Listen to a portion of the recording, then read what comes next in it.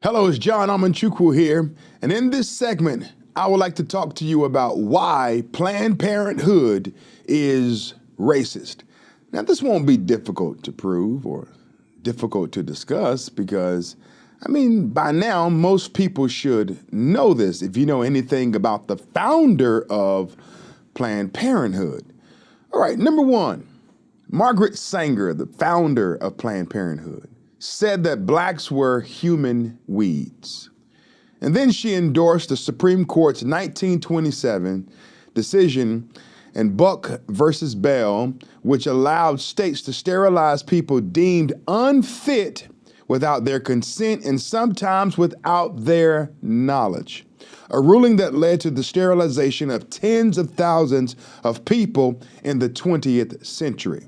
Also, Margaret Sanger, in her words, in 1938, in the Margaret Sanger autobiography, she said this: "I accepted an invitation to talk to the women's branch of the Ku Klux Klan.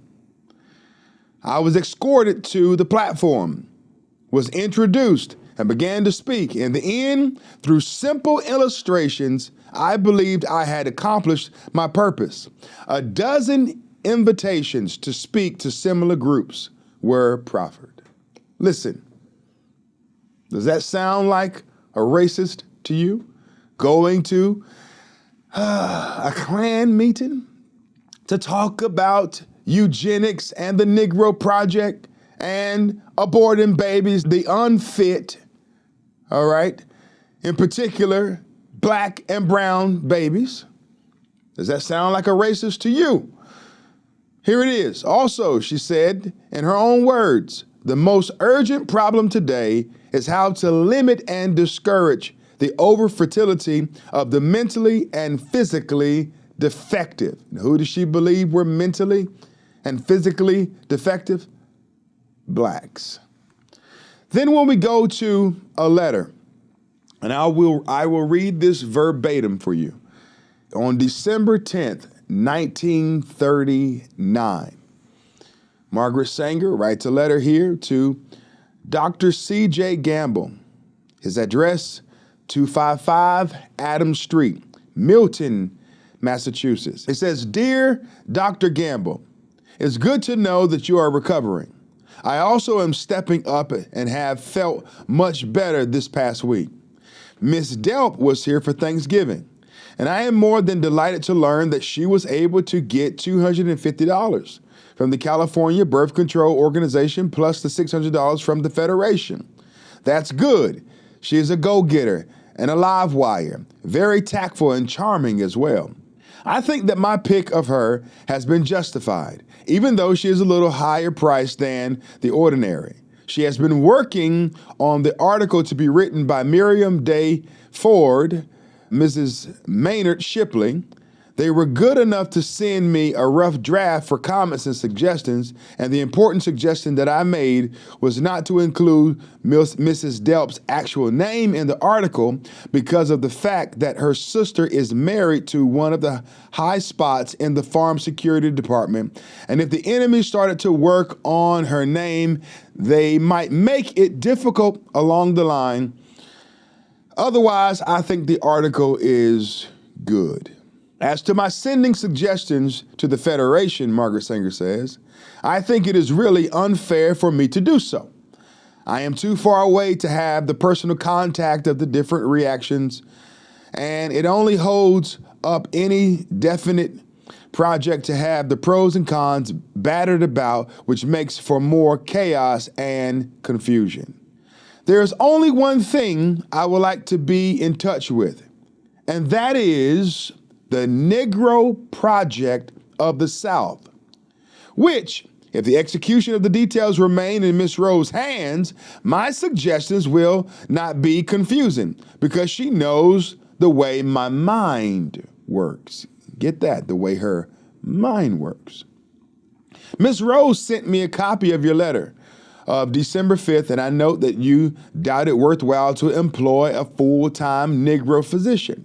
It seems to me from my experience where I've been in North Carolina, Georgia, Tennessee, and Texas, that while the colored Negroes have great respect for white doctors, they can get closer to their own members and more or less lay down their cards on the table, which means their ignorance, superstitions, and doubts. She called blacks dumb.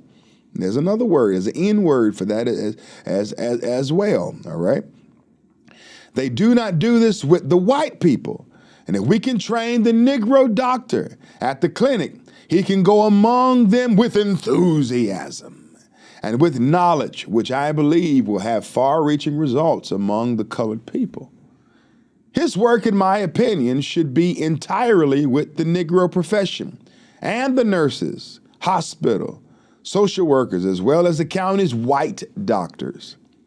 His success will depend upon his personality and his training by us. So he needs to have the ability to have charm and wit and be charismatic so that he can fool blacks into doing what? Aborting their babies. The minister's work, she says, is also important. And also he should be trained perhaps by the Federation as to our ideals and the goal that we hope to reach. Here it is. We do not want word to go out that we want to exterminate the Negro population. And the minister is the man who can straighten out that idea if it ever occurs to any of their more rebellious members. I agree with you that Ms. Rose has done a remarkable job in thinking through and planning the project, but she has worked on it for some time. As soon as I knew there was the possibility of getting any money, I put her at work drafting the plan for Mr. Lackner. She is excellent at just such a job. She hangs on to details, weaves and correlates them into the design.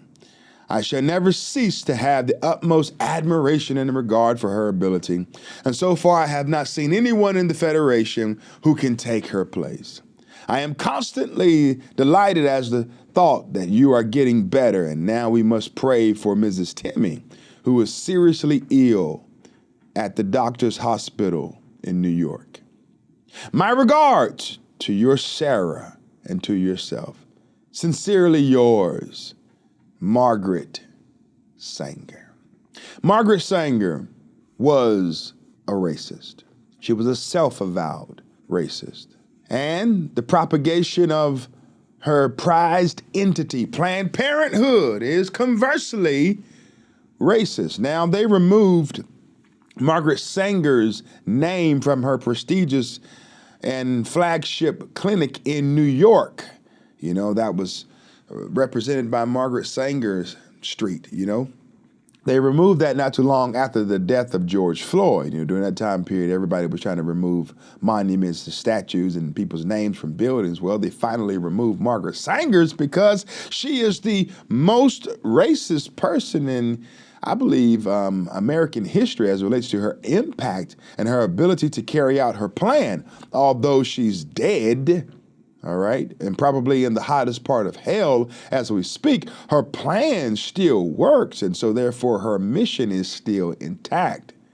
And so this is why I say unabashedly and unashamedly and without reserve that Planned Parenthood is racist. I believe this. This is true. This is a fact. This is not made up. This is not conjured up or lifted from the sky.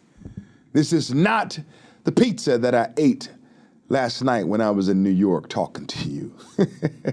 No, this is truth. This is truth. Margaret Sanger was a racist, thereby making the plan and the mission of Planned Parenthood, which she led, racist as well. This is why I say that Planned Parenthood is racist. Thank you so much for tuning in. I pray that you enjoyed this video. Do me a big favor and like, share, and subscribe to my channel. Thank you, and God bless you. We'll see you soon.